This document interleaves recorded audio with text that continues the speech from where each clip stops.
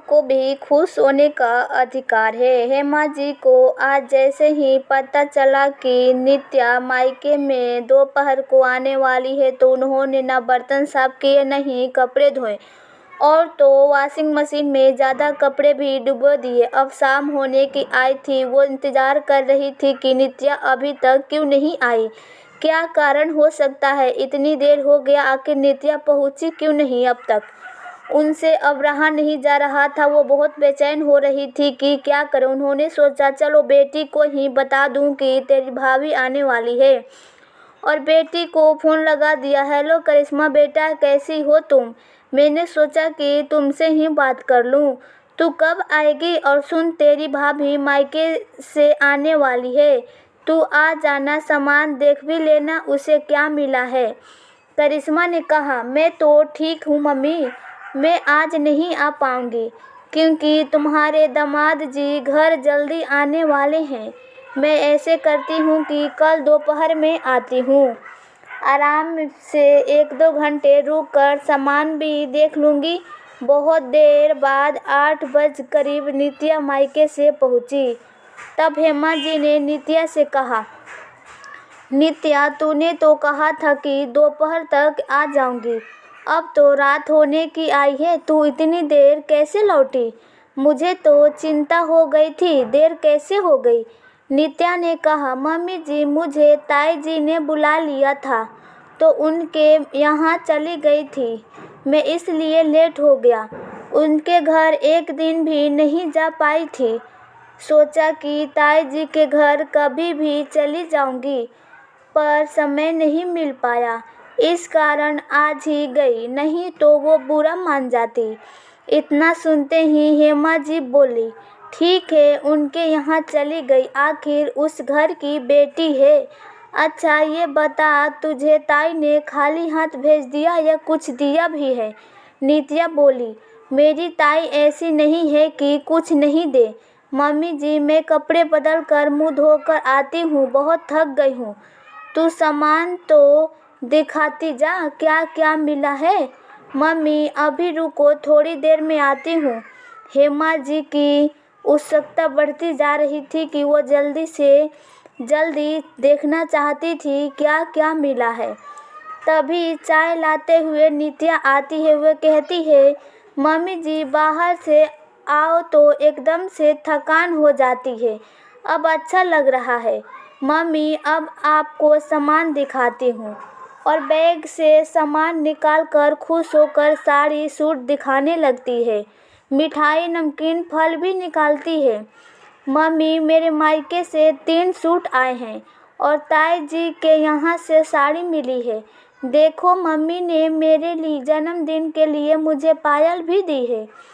इतना देखकर उन्हें लगा कि ब्लू वाला सूट ज़्यादा अच्छा है। करिश्मा को बोल दूंगी कि तू अपनी भाभी से मांग लेना। अगले दिन करिश्मा आती है। हेमा जी कहती है, जा नित्या चाय बना के ले आ।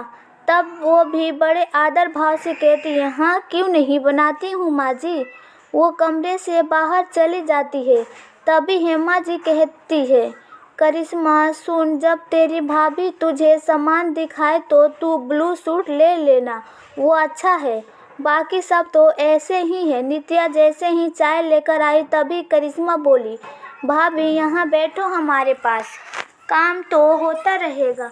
करिश्मा पूछती है, भाभी सब कैसे हैं आपके यहाँ, वहाँ कितने दिन रहीं आप? तब वो कहती है, अरे दीदी वहाँ सब अच्छे हैं, मुझे तो ज़्यादा रहने को भी नहीं मिलता।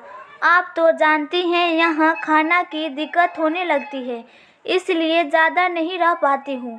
और आप सुनाइए दीदी, घर में सब ठीक है ना? करिश्मा ने कहा, भाभी छोड़ो वो सब बातें, आपको क्या क्या मिला है दिखाओ तो सही, आखिर इतने दिन बाद मायके गई थी। तब वो सामान दिखाने लगती है।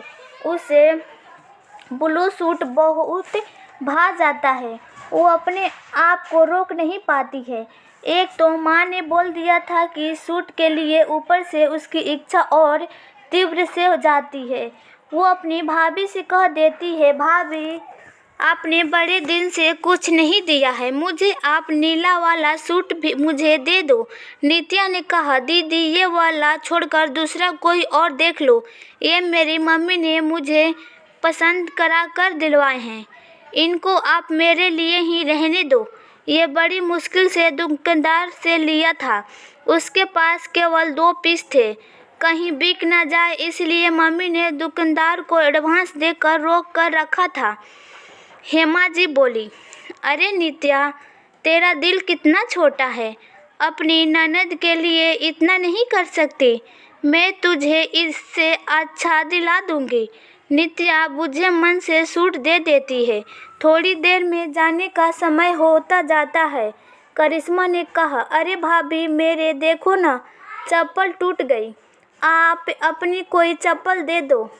तब वो डेली वियर वाली लाकर देती हैं तो उसकी सास ने कहा, अरे तेरी एक जोड़ी नई वाली रखी है, वो दे दो। तेरी ननद क्या पुरानी चप्पल पहनकर जाएगी, उसके ससुराल वाले क्या कहेंगे। नित्या ने कहा, मम्मी, मेरे पास एक ही जोड़ी ढंग का चप्पल है, एक तो सोल खराब है, अगर मैंने नई वाली दे दी तो मुझे नई खरीदनी पड़ेगी। तब वो कहती है, मैं तुझे दूसरी दिला दूंगी। तब वो मन मारकर सास का मान रखते हुए दे देती है।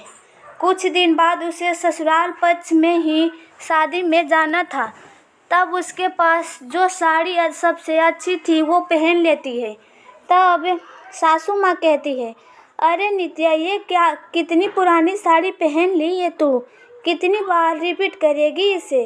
वो दूसरी पहनती है। तब उसकी सास फिर से कहती है, कोई ढंग को साड़ी पहन ले।